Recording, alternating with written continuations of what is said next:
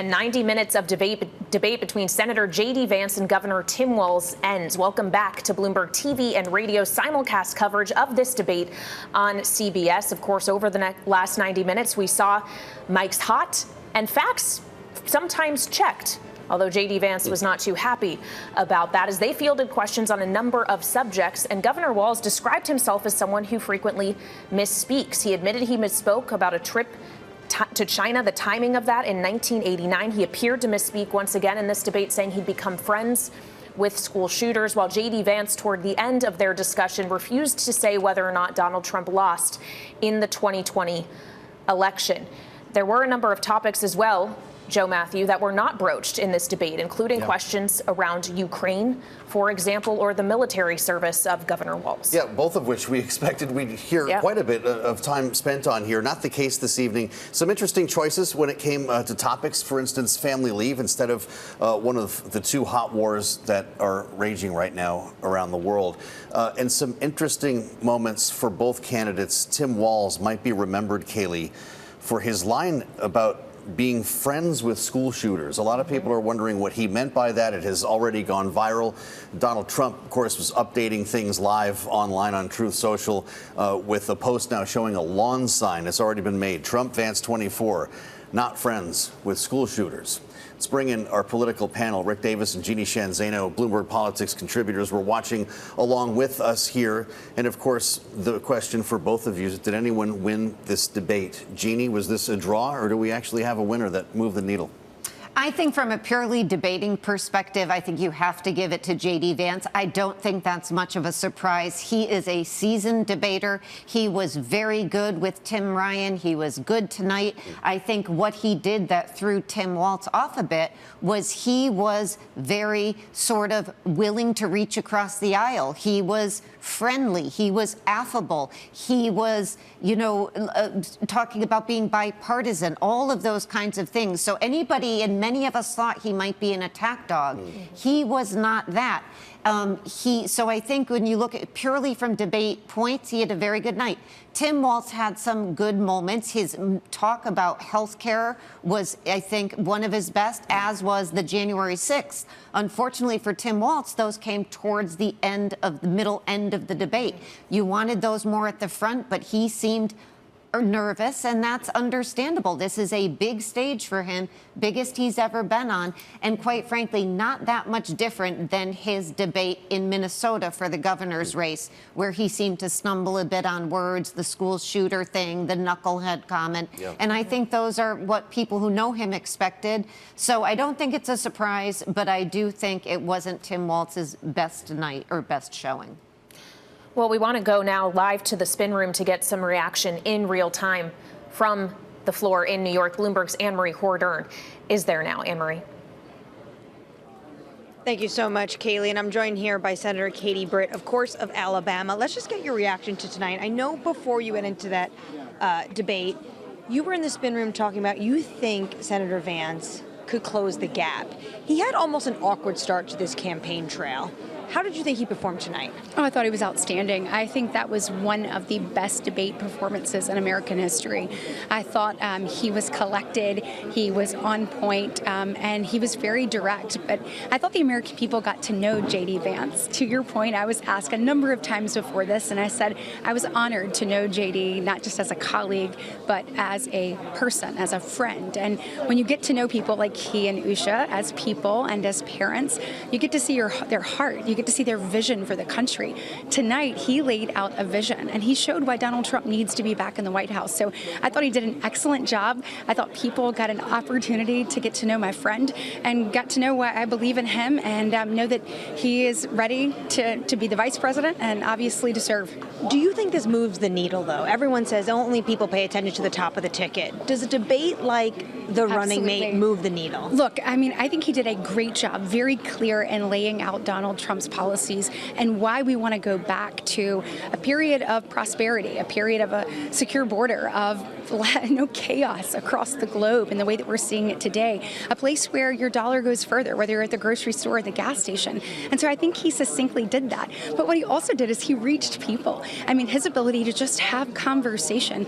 It felt like you got to know him, you got to see his vision, and you felt hopeful for the future. I got a text from my 9th grade son that said, "Mom, like, I like what he's saying. Like, this is great stuff. Like, this is, good job." I feel like your 9th grade son should be in bed, but I guess we'll give him this one, given his mom's on TV also spinning the debate. Can we ask you just one final question about what is actually going on right now, and potentially if there's going to be some congressional action on two things happening right now in the United States? One, the hurricane. Would Congress come back? Look, I know we saw Joe Biden come out and say Congress needed to come back, and then we saw his press team walk it back. Unfortunately, that's more of the same of what we're seeing from this administration. We saw Kamala Harris go in and get a briefing, come out, not answer any questions. Obviously, we really lack a commander-in-chief and number 2 in charge that's really able to give us direction and can point this country in the right direction, even in a time of chaos like this. So I don't think you'll see us come back truly. They've obviously released the $20 billion. There are a number of items we need to take care of, like appropriations bills, amongst other things. So if we do come back, we certainly have a lot of work. But unfortunately, every time we're in session, Chuck Schumer chooses to not put bills of meaning on the floor. Senator Hagerty, I spoke to today of Tennessee, devastating pictures. He said he's getting everything right now from the federal government, but if he wasn't, he would like to come back. I am always happy to work, always happy to come back and do our job. I am frustrated, though, as a United States Senator, that we lack, when you see what Chuck Schumer chooses to put on the floor versus what he should be putting on the floor, things like the NDAA, things like appropriations bills that fund Homeland Security, amongst other things, NDAA, the Farm Bill. There's a ton of work to be done. I'm ready to do it, but we need some new leadership, and Republicans. This is why it's so important for us to take back the Senate so we can actually do the job that people sent us up there to do. Senator Katie Britt, thank you so much for your time. Kaylee and Joe, Senator Katie Britt, Vance's performance this evening. All right, Anne-Marie Hordern in the spin room for us as we continue to unpack what we just experienced in the vice presidential debate. And we'd really like to stick with our panel here, our signature panel, for their clutch analysis. And that includes Rick Davis, of course, Bloomberg Politics contributor. Let's go big picture, Rick. Your impressions, you sat here watching this with us for 90 minutes. Did somebody win this debate? I don't know if there were winners and losers. I think each one of them sort of comported themselves in a way that wasn't, particularly special, but, sort of met the needs of their candidates. Really, this is all about reinforcing, the standards that the candidates are running at the top of the ticket. Mm-hmm. I think J.D. Vance did a very good job, very disciplined job of returning repeatedly to immigration, the soft underbelly of the Biden administration, and criticizing almost on every issue some form of immigration impact, and whether it was on housing or the economy or national security. And so he came with a plan. He executed his plan. Tim Walz was Tim Walz. I mean, he got put on this ticket because he was everybody's grandpa, and, the football coach showed up tonight, and this is clearly what the Harris campaign wants to present. It was unpolished, rough on the edges sometimes, but I would say delivered a lot of good hits against Donald Trump, which was his job, and a very compelling final argument on democracy and the 2020 elections at the end of the debate. So is anybody going to, stop the momentum that the Harris campaign has right now? Probably not. Are they going to augment the Trump campaign and somehow? Probably not. I actually thought both of the candidates today on the stage tried to actually get along with one another. Yeah, and I think for the purposes of a political campaign, this civility probably neutralized a lot of the attacks. All right, Rick Davis and Jeanne Shanzana will be back with us in just a moment. Right now, though, we want to go back to the spin room floor where Anne-Marie Hordern is joined by the governor of Illinois. Anne-Marie. Thank you so much, Kaylee. And that's right, I'm joined by the governor of Illinois, J.B. Pritzker. Thank you so much. So I just want to get your reaction to how you thought Governor Walz did. I know it's someone you're very friendly with. Tim Walz did what Tim Walz does best, which is he showed his heart, especially for middle-class Americans, for everyday Americans. It's what he believes in his heart, right? Standing up for the issues that matter most at the kitchen table for most people, making sure that they have the ability to retire, the ability to send their kids to college, right? Putting dollars in their pocket with a child tax credit, helping them afford to buy a house. That's what Tim Walz talked about throughout this debate. He also stood up for people's individual freedoms. And then very importantly, at the end, I think you heard a very important message, which is Tim Walz will live up to the obligations of the job of being vice president, the oath that he would take if he became vice president, where his opponent would not even admit that Donald Trump lost the 2020 election. And he was pressed on that. So I think you ought to, look at the contrast between the character of these two people. Do you think a VP debate, though, can move the needle? I mean, you look at these polls, it's a knife's edge, this election, neck and neck in all of these swing states. I know Wisconsin, so close to you, you share sometimes a media market with them. Do you think a VP debate actually can move some of these voters that are waiting on the sidelines? I think the fact that it is so close is why this VP debate matters. And what really matters about it is, again, are you reaching and talking to everyday Americans, working families that are, sometimes suffering from the challenges of the world coming on them, right? And so you heard Tim Walz talk about what the solutions are for those families. You didn't hear anything from J.D. Vance about how to solve those problems. All he did was sort of lie and then stand up for Donald Trump's lies over and over again. It's frankly, he's a very slick debater, J.D. Vance. And if you could get sort of sucked in by that.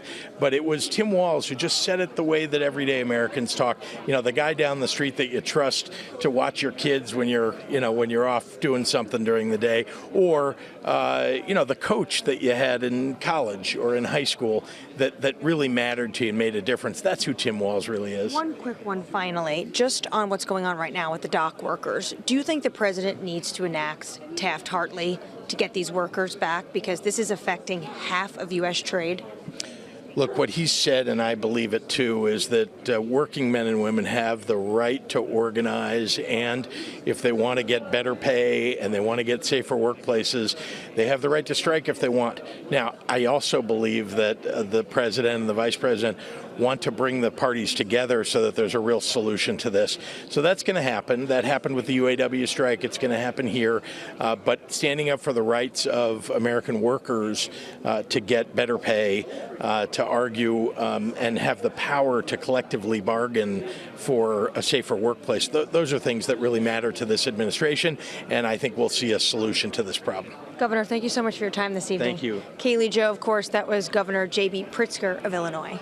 Anne-Marie, thank you so much. Talking to one of many surrogates gathered in the spin room tonight. It's been pretty busy with both campaigns trying to frame the conversation that just happened to the benefit of their candidates, of course. As we reassemble our political panel, Rick Davis and Jeanne are with us, coming off of the only vice presidential debate that we're going to get here.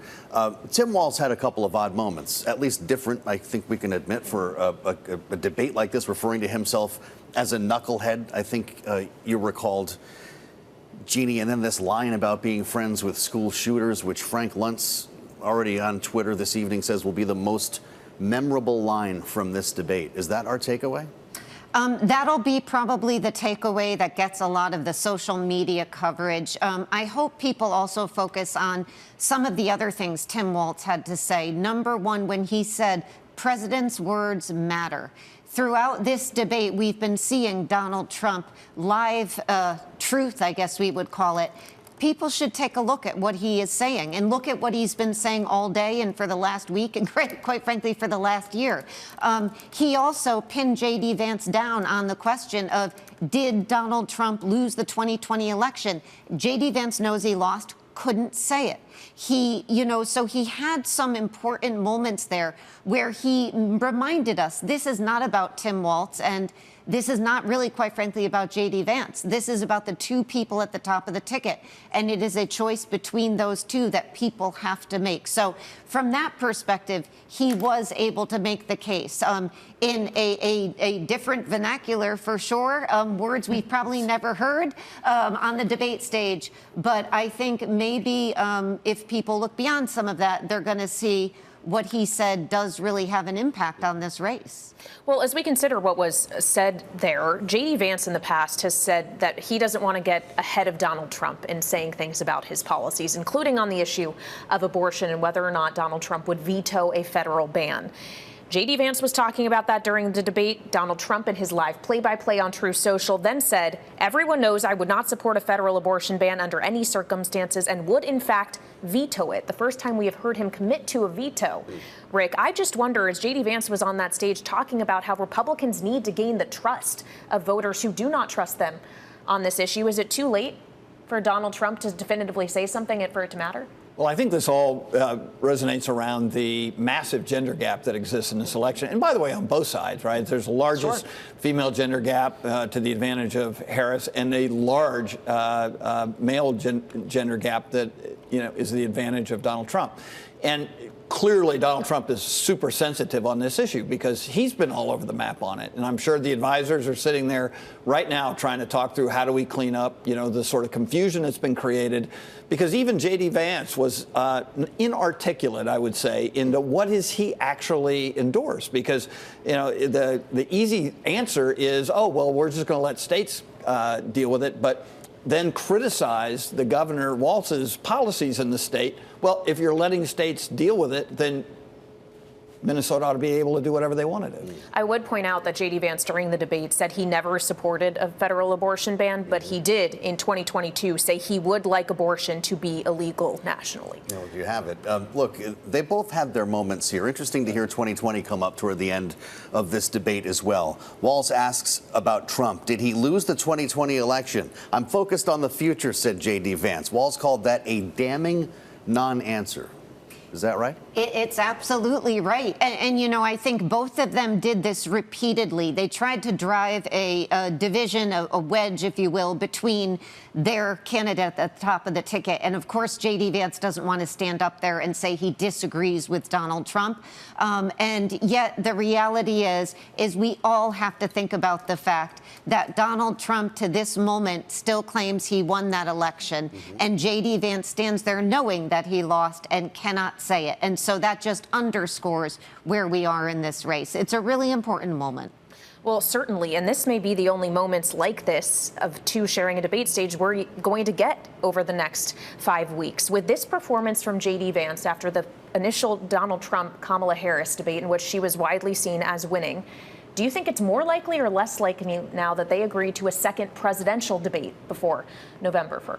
Yeah, I really don't think. I mean, J.D. Vance did a fine job, was very disciplined, as we've said, but I don't think it has any impact on Donald Trump. Donald Trump is afraid of getting on the stage, with Kamala Harris. He got manhandled literally in the debate that he had with her. The staff don't want him back on a stage. They see that as a risk that they're unwilling to take.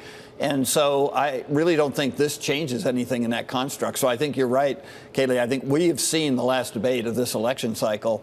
And I would say, at best, slight advantage for Vance, but really no harm, no foul to either of the candidates on the top of the ticket. We're out of time here, but does Donald Trump feel better about his pick tonight?